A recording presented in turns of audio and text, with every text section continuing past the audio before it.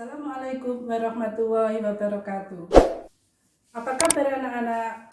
Mari kita belajar kimia bersama saya Sumi Harse.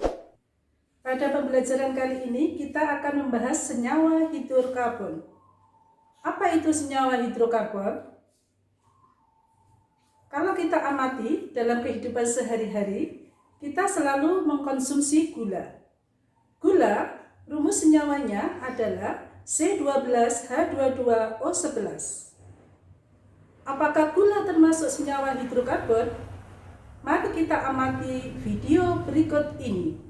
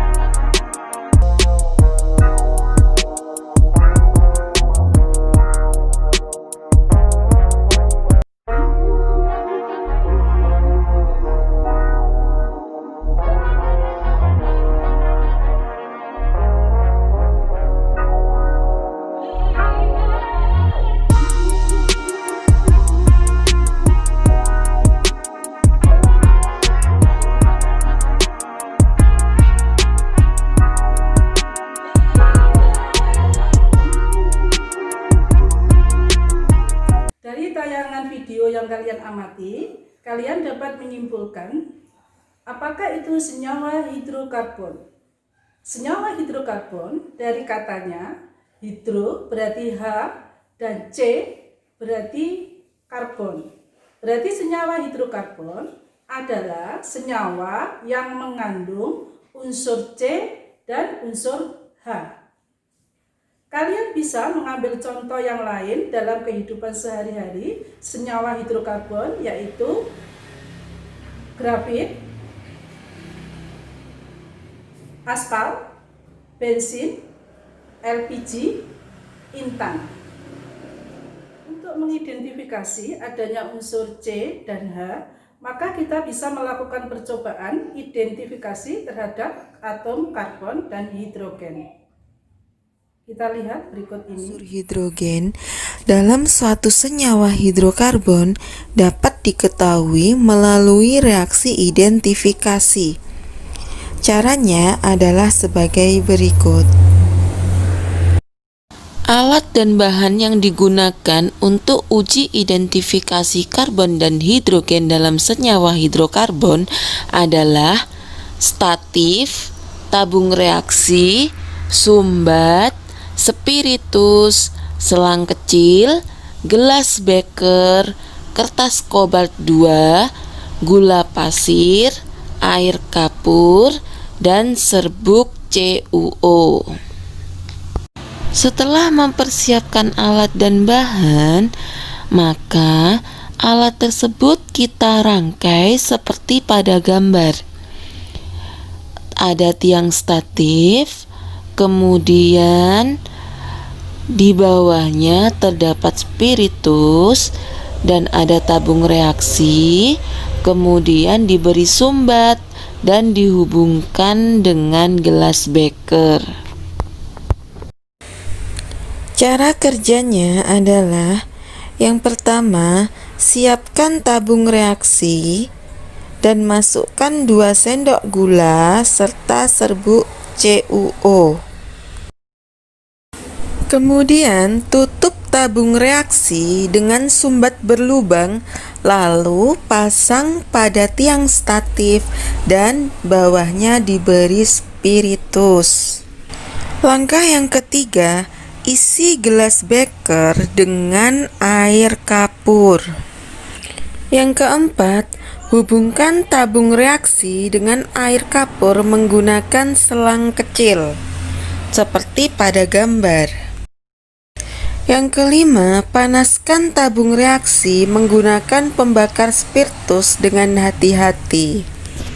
Setelah tabung reaksi yang berisi gula dipanaskan, maka amati perubahan yang terjadi pada air kapur untuk membuktikan adanya unsur karbon.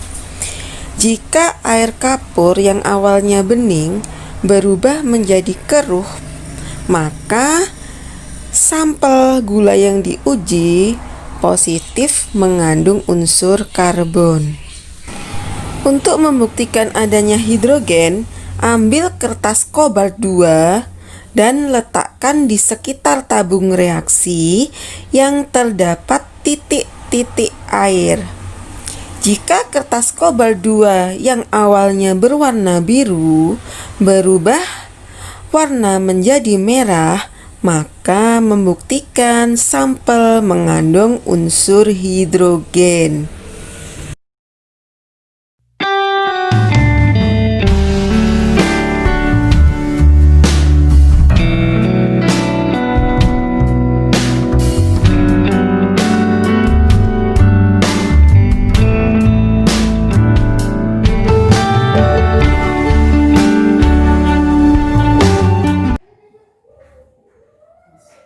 Sebelum kita belajar hidrokarbon, kita harus mengenai ciri khas daripada atom karbon.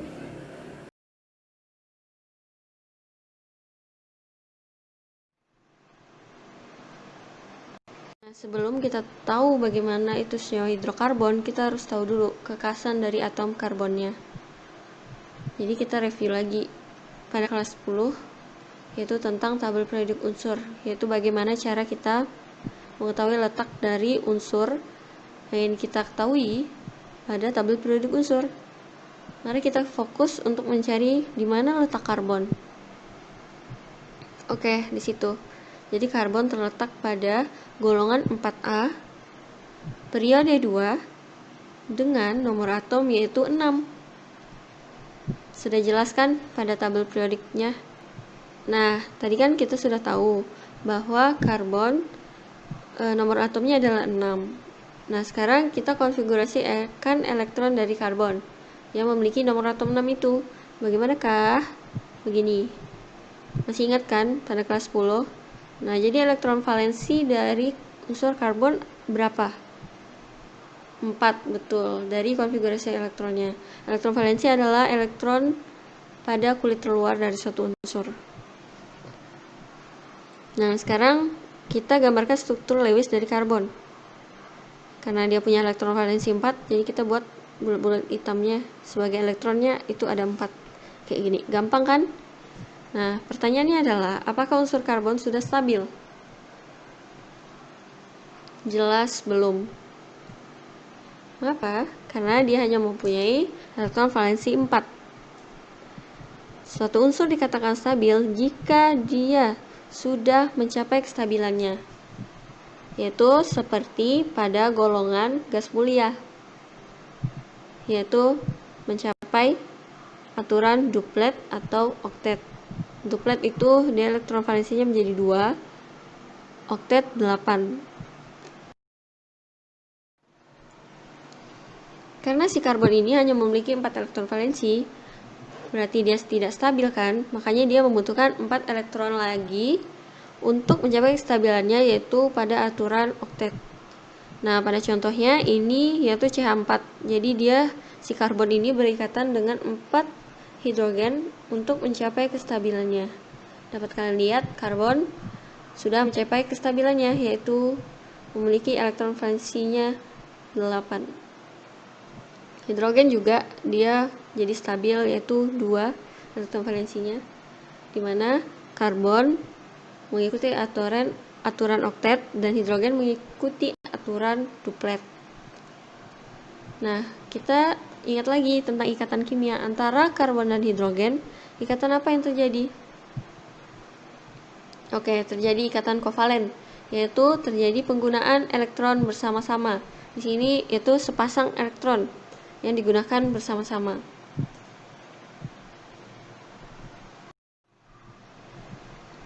Jadi, kesimpulannya, kekasan atom karbon yaitu si karbon dapat membentuk 4 buah ikatan kovalen dengan unsur lain, khususnya unsur-unsur non-logam seperti hidrogen yang paling sering, oksigen, nitrogen, sulfur, dan unsur halogen, fluor, klor, brom, dan iodium. Untuk tipsnya supaya kalian lebih ingat aja kalau si karbon ini harus mempunyai 4 tangan. Jadi karbon mempunyai 4 tangan. Kayak gini. Ini struktur garisnya. Oke. Nah, karena si karbon tadi harus mempunyai 4 tangan, makanya karbon dapat membentuk bermacam bentuk ikatan, yaitu ikatan tunggal, rangkap, dan rangkap 3.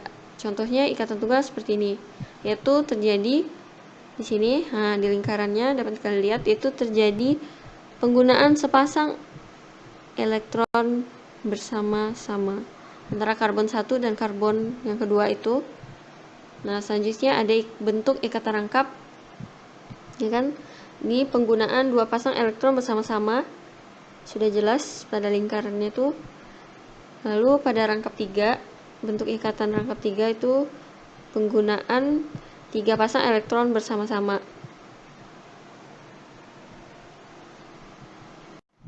Nah, selain dia dapat membentuk berbagai bentuk ikatan, karbon juga dapat membentuk rantai karbon. Ini ada 2 bentuk rantai karbonnya. Ada yang pertama alifatik, yaitu senyawa karbon yang rantai karbonnya terbuka. Nah, ini berupa rantai lurus dan rantai bercabang. Ini adalah contoh dari rantai lurus aja. Yang ini adalah rantai bercabang. Cabangnya yang mana? Yaitu yang ini, jelaskan. Yang kedua, selain alifatik ada namanya siklik, yaitu senyawa karbon yang rantai karbonnya tertutup atau melingkar. Untuk senyawa karbon yang rantai karbonnya tertutup, ada 2 lagi, yaitu heterosiklik, senyawa siklik yang rantai lingkarnya terdiri atas atom karbon dan atom lain. Contohnya seperti ini, di mana ada karbon dan nitrogen. Nitrogen kan atom lain, di mana dia membentuk siklik, yaitu tertutup, makanya disebut heterosiklik. Selanjutnya ada senyawa karbosiklik, yaitu senyawa siklik yang rantai lingkarnya hanya terdiri atas atom karbon. Nah, siklik karena dia rantainya tertutup, karbosiklik. Karbo karena dia hanya terdiri atas atom karbon. Nah, ini karbosiklik ini ada 2. Yang pertama aromatik atau aromatis, yaitu senyawa siklik yang rantai lingkarnya terdiri dari 6 atom karbon dengan ikatan rangkap berselang-seling. Nah, untuk senyawa aromatik atau senyawa aromatis ini adalah senyawa khusus yang nantinya akan kalian pelajari di kelas 12. Nah, senyawa aromatis ini disebut senyawa benzen dengan rumus molekul C6H6. Lalu kedua ada senyawa alisiklik, yaitu senyawa siklik yang rantai karbonnya tertutup atau melingkar. Contohnya seperti ini. Nah, untuk senyawa alisiklik ini bisa aja dia punya rangkap tapi tidak berselang-seling kayak si aromatis. Bisa aja punya 1 rangkap, 2 rangkap, tapi ingat tidak berselang-seling. Dan yang pastinya dia tertutup. Untuk senyawa siklik atau rantai tertutup, nanti penamaannya akan dinamakan dengan siklo. Kalian akan pelajarinya pada tata nama hidrokarbon pada part selanjutnya. Oke. Untuk mengetahui kedudukan atom karbon dibagi menjadi